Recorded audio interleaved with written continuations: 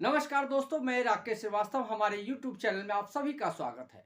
क्या देश की राजनीति में अपराधियों, बलात्कारियों और आतंकवादियों का एक बड़ा रोल रहा है? क्या राजनीतिक दल ऐसे लोगों का हमेशा सपोर्ट लेते रहे हैं? खास करके भारतीय जनता पार्टी पे इस बात का आरोप लगता रहा है कि जब भी किसी भी राज्य में चुनाव होता है, वो किसी न किसी अपराधी का सहारा लेती रही है। खास करके हाल के वर्षों में जो भी चुनाव हुए हैं, उन चुनावों के दौरान आपने देखा होगा कि बाबा राम रहीम जो बलात्कार और हत्या के मामले में जेल में बंद है, उसे बार बार फरलों पे छोड़ा जाता रहा है। एक बार फिर से दिल्ली विधानसभा चुनाव से एन पहले बाबा राम रहीम को छोड़ दिया गया है। 30 दिन की पैरोल दी गई है। यह पैरोल किस लिए दी गई है, इसका खुलासा तो नहीं हुआ है, लेकिन आपको याद होगा कि इससे पहले हरियाणा चुनाव के समय, पंजाब चुनाव के समय भी बाबा राम रहीम को छोड़ा गया था। इस व्यक्ति को बाबा कहना मुनासिब नहीं है, लेकिन बाबा कहना पड़ता है क्योंकि उनके नाम के साथ जुड़ा हुआ है। यह आदमी बलात्कारी है, अपराधी है, हत्यारा है, लेकिन सरकार को इसमें तमाम तरह की खूबियां नजर आती है। यही वजह है कि जब भी चुनाव के मौके आते हैं, इस आदमी को छोड़ दिया जाता है। कभी 40 दिन का पैरोल दिया जाता है, कभी 30 दिन का दिया जाता है, कभी 15 दिन का दिया जाता है। अगर पिछले 4 साल के रिकॉर्ड को देखें तो इसने 15 बार पैरोल प्राप्त कर लिया है। ये देश का पहला ऐसा अपराधी है जिसे इतना जबरदस्त वीटो प्राप्त है कि ये जब चाहे जेल से बाहर आ सकता है। किसी भी की भी सरकार हो, लेकिन इसका कोई बाल बाका नहीं कर सकता है। कहने को ये 2017 से जेल में बंद है, बलात्कार के आरोप है इस पर, उसके अलावा हत्या के आरोप है, लेकिन क्या मजाल कि उसे जेल से बाहर निकलने से कोई रोक ले। जब भी मौका आता है, ये व्यक्ति चुनाव से एन पहले बाहर आ जाता है और अपनी सभाएं करता है, वीडियो बनाता है और अपनी सभाओं के जरिए लोगों को एक मैसेज देता है, और मैसेज देता है सत्ताधारी पक्ष में वोट देने का। भारतीय जनता पार्टी हर बार चुनाव से पहले इस व्यक्ति को जेल से बाहर निकालती है और उसका राजनीतिक लाभ लेने की कोशिश करती है। ये वही भारतीय जनता पार्टी है जो महिलाओं के पक्ष में लगातार बयान देती है, महिला सशक्तिकरण की बात करती है, बलात्कारियों को लेकर बड़े बड़े सजा की बात करती है, निर्भया कांड पर हो हल्ला मचाती है। और जब कोलकाता में एक डॉक्टर के साथ रेप और हत्या का मामला सामने आया था, तब छाती पीट रही थी और ममता बनर्जी की सरकार को कोसने से पीछे नहीं हट रही थी।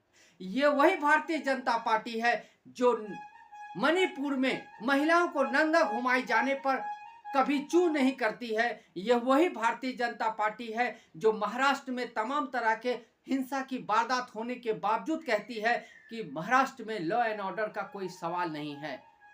ये वही महाराष्ट्र भारतीय जनता पार्टी है जो हर बार चुनाव से पहले बाबा राम रहीम को बाहर निकालकर लोगों को एक मैसेज देती है कि आप बलात्कारी हो चलेगा, आप हत्यारा हो चलेगा, लेकिन आपके पीछे लाखों लोगों का वोट होना चाहिए। इस बाबा राम रहीम के पीछे लाखों लोगों की वोट जुड़ी हुई है, लाखों अनुयायी दिल्ली में रहते हैं। इसी वजह से इन चुनाव से पहले बलात्कारी हत्यारे बाबा राम रहीम को बाहर निकाल दिया गया है।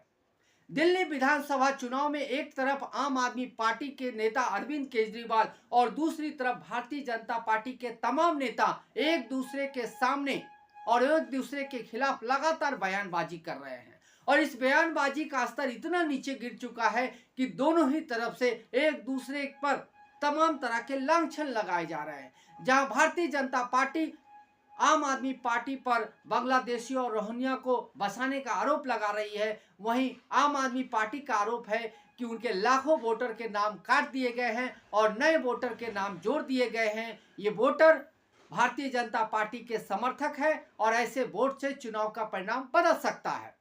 यही वजह है कि इस बार का जो चुनाव है, 2015 और 2020 के जो विधानसभा के चुनाव हुए थे उससे अलग है। इस बार का जो मुकाबला है वो एक तरफा मुकाबला नहीं है। इस बार भारतीय जनता पार्टी ने तमाम तरह के अपने हथकंडे अपनाए हैं। उन्होंने तमाम ऐसे नेताओं को अपनी तरफ से चुनाव मैदान में उतारा है, तमाम ऐसे नेताओं को आम आदमी पार्टी से खींचकर अपनी भारतीय जनता पार्टी में शामिल किया है जो उन्हें चुनाव में विक्ट्री दिला सकते हो। वहीं तीसरी तरफ कांग्रेस भी इस चुनाव में दमखम के साथ सामने आ रही है।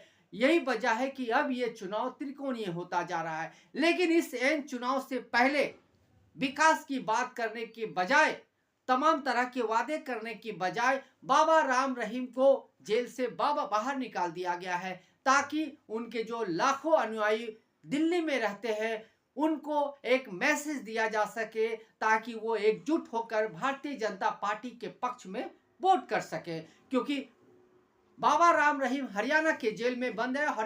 हरियाणा में भारतीय जनता पार्टी की सरकार है और राज्य सरकार के अधीन होता है किसी भी सजायाफ्ता कैदी को हैरोल पे छोड़ने का। और इस वजह से बाबा राम रहीम को लगातार बार बार समय समय पर हर 2-3 महीने के बाद अगर आप सुनेंगे तो इस बाबा राम रहीम को जेल से बाहर निकाला गया है। ऐसे में सवाल उठता है कि जो भी इस देश में जेल में बलात्कार और हत्या के मामले में बंद है, क्या उन सभी कैदी के प्रति या उन सभी कैदी के साथ भी इसी तरह का व्यवहार होना चाहिए, या सिर्फ बाबा राम रहीम को ही एक दुलारा मानकर, सरकार का सबसे करीबी मानकर उसे बार बार पैरोल देकर इस देश के जो सामाजिक व्यवस्था, इस देश की जो कानून की व्यवस्था है उसका मजाक बनाया जाए? क्योंकि इस देश की जो कानून व्यवस्था है उसका मजाक तो बन ही गया है। पिछले 13-14 बार जब से छोड़ा गया है बार बार पैरोल पे बाबा राम रहीम को, उसके बाद ये साफ हो गया है कि देश में कानून की जो व्यवस्था है वो पूरी तरह से लचर हो चुकी है। राज्य सरकार के पास जो अधिकार है उसका बेजा इस्तेमाल हो रहा है। एक बलात्कारी हत्यारे को बार बार छोड़कर उसे आम जीवन जीने का मौका दिया जा रहा है। ऐसे में सवाल है कि पीड़ित परिवार के सामने क्या सवाल बढ़ जाता है? पीड़ित परिवार आखिर इस स्थिति से कैसे लड़ेगा? आज जबकि बार बार उनको खबर मिलती है कि उनका बलात्कारी, उनका हत्यारा बाहर आ गया है, जेल से बाहर आकर मौज मस्ती कर रहा है, चुनाव प्रचार कर रहा है, सभाएं कर रहा है, वीडियो बना रहा है, तो आखिर उसके मन में क्या होता होगा? आखिर वो वेदना किस वेदना, उस वेदना का दर्द आखिर कौन समझेगा, जबकि सरकार ही इसमें शामिल हो। सरकार का यह रूप अजीब तरह का है। दुनिया भर में हम बड़े चीखते चिल्लाते रह रहे हैं कि हम विश्व गुरु बनने की राह पे हैं। क्या विश्व गुरु के देश में इसी तरह का बर्ताव होगा? बहुत सारे कैदी ऐसे हैं जो जेल में बरसों से सड़ रहे हैं। जेएनयू के मामले में तमाम छात्रों को जेल में बंद किया गया, उन छात्रों की जमानत तक नहीं हो रही है। बहुत सारे अलगाववादियों के नाम पे जेल में बंद किया गया, उनकी जमानत तक नहीं हो रही है। खुद केजरीवाल, मनीष सिसोदिया जैसे लोग सालों तक जेल में बंद रहे, उसके बाद किसी तरह से उन्हें जमानत मिली। आज भी बहुत सारे लोग हैं ऐसे जो जमानत पाने के लिए तरस रहे हैं, उन्हें जमानत नहीं मिल रही है। लेकिन बाबा राम रहीम को बार बार पैरोल पे छोड़ दिया जाता है क्योंकि वो कैदी है ही नहीं। सरकार की नजर में वो कैदी है नहीं, वो बलात्कारी नहीं है, वो आतंकवादी नहीं है, वो किसी तरह का हत्यारा नहीं है। वो समाज की नजर में और सरकार की नजर में दुलारा है। वो जो समाज की भलाई का काम करता है, प्रवचन देता है, अच्छी अच्छी बातें कहता है। ऐसे व्यक्ति के साथ पूरी सरकार खड़ी है तो ये सवाल जरूर उठता है कि क्या देश में कानून की व्यवस्था बची है?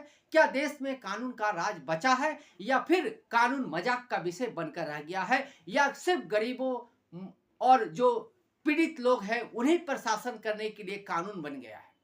अगर आप देखेंगे तो एक छोटी सी चोरी हो जाती है, लोगों को पकड़ के ले जाया जाता है, उनकी जमानत तक नहीं होती है। हाल के दिनों में देखा होगा उत्तर प्रदेश से मध्य प्रदेश तक छोटे मोटे हिंसा के मामले में पीड़ित जो आरोपी है उसके घर को तोड़ दिया गया। उस घर में 25 लोग हैं, एक आरोपी है, 24 लोगों का कोई कसूर नहीं है, लेकिन उनका घर तोड़ दिया गया। सरकार जवाब देने के लिए भी तैयार नहीं है। इस देश में आखिर कानून का राज बचा है क्या? यह सवाल इसलिए उठ रहा है क्योंकि एक कैदी को बार बार अगर छूट दी जा रही है, बाहर निकलने का मौका दिया जा रहा है, तो सवाल उठेगा।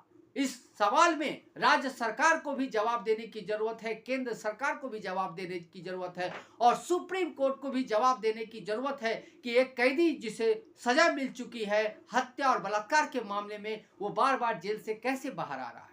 अगर सवालों का जवाब नहीं मिलेगा तो इस देश की लोकतांत्रिक व्यवस्था सिर्फ कहने भर की रह जाएगी। ऐसे में यह सवाल जरूर उठना चाहिए कि आखिर हमारे देश में चल क्या रहा है। आज के लिए बस इतना ही। अगर आप हमारे श्रोता हैं तो आप हमें जरूर लाइक और सब्सक्राइब करें। तब तक के लिए नमस्कार।